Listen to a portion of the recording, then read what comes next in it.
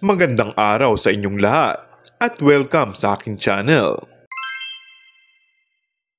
Walang dudang nailang si Kim Chiu matapos nitong marinig ang revelasyon ni Paolo Avellino tungkol sa kanya kung bakit nito tinanggap ang bago nilang series, ang What's Wrong with Secretary Kim. Pinauna ni Kim si Paolo na sumagot sa tanong sa kung ano ang unusual na nagawa nila para sa isang love o loved ones.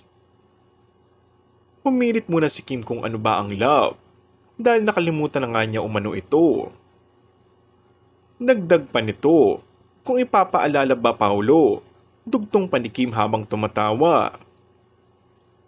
Nagsalita si Paolo at dito ay inamin niya na kung hindi dahil kay Kim, hindi niya tatanggapin ang nasabing serye.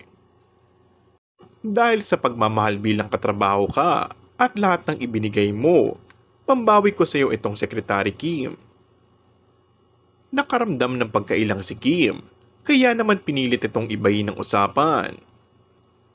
Ngunit patuloy pa ni Paolo, I think it was offered to me, and if it wasn't Kim, I'd probably have second thoughts. Sa kanya namang sagot, ibinida niya ang sarili bilang mapagbigay sa lahat. Hindi na nagawa pang pahabain ni Kim ang kanyang sagot, nang aminin nitong nalito siya sa naging sagot ni Paolo. Siguro ay dahil nagulat din siya sa pag-amin ng aktor sa pagmamahal nito sa kanya. And that's all for our today's video.